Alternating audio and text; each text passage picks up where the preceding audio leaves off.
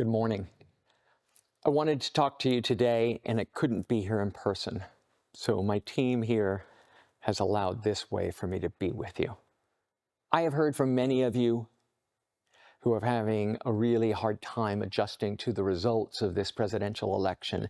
And I want you to know that I hear you, that I feel your pain, your anxiety, your fear, and that you're not alone. You are not alone in feeling that there are millions and millions of people across the country who don't understand how to make heads or tails of what's just happened in our country. And at the same time, there are people who are elated, and that can make some of us feel even more confused and angry and despondent. One of the spiritual principles that we have been leaning into is that we must feel all of our feelings through to completion. We must feel all the feelings we're feeling because they're here to teach us something. Teach us what we value, teach us what's important to us, teach us what our next step is. If we try and suppress and pretend that these feelings don't exist, they only come out sideways and they poison us.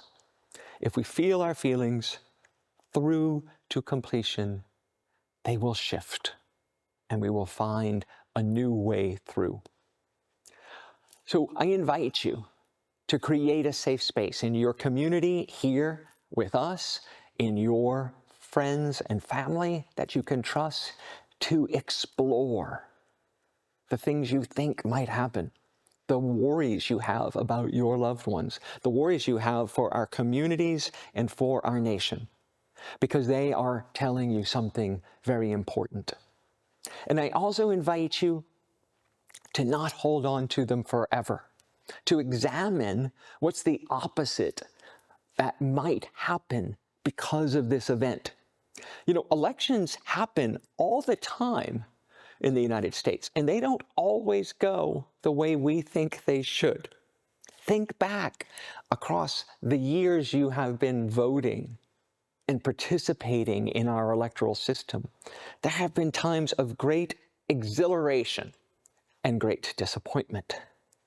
But what is true is that what we value needs to be brought forth in new ways, in new understandings, and for new generations, so that we constantly co-create a world that works for everyone, no exceptions and no exclusions. That is Unity's policy, but it is also our founding fathers' goal. Though they fell far short of reaching that goal, what they did was establish a nation where we could continually evolve our laws, our systems, and our communities to serve more and more people. And I will, no matter who is elected, not let go of that goal. I will not abandon my principle and my responsibility to uphold a world that works for more and more people. I open my heart to infinite possibility. I open my heart, my soul, my entire being to creating this world because I know it is possible. So I invite you to join with us, to join with this spiritual community, with your friends and your neighbors here. Do the things we can do to create this world. One of them, like I mentioned, is to feel our feelings through to completion. The second one is to examine what the opposite of our beliefs might be, and how they might also be just as true, that this is the great awakening our nation needs. 3, that we step forward in and with spirit to pray for the highest and the best of everyone in this country and on this planet, and to put feet to our faith, to our beliefs, and to take action in this world. And so that's why I'm inviting us to co-create a very special day on January 19th. January 19th is the inauguration of the next president of the United States.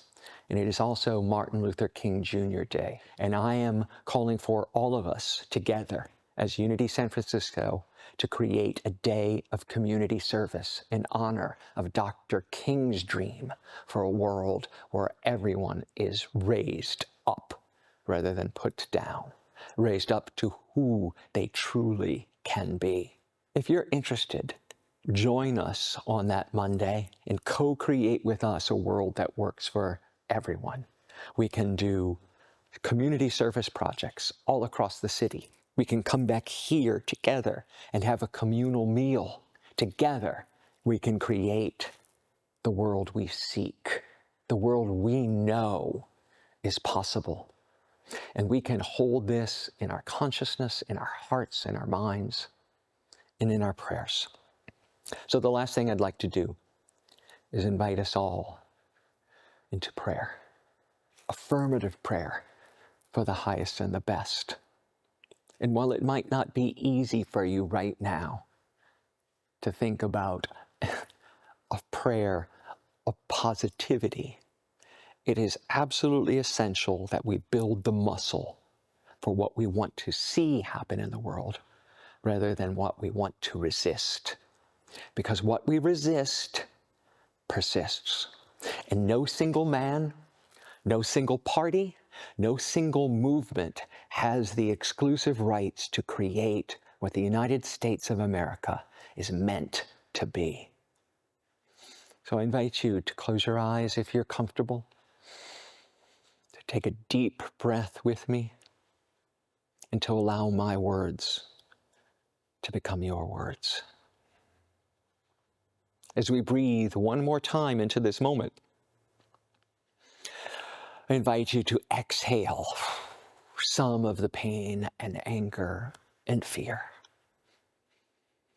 I invite you to release from your being the negativity that is poisoning you, and to allow to bubble up from within you a glimmer of hope and possibility, a glimmer of the infinite potential that exists in this moment.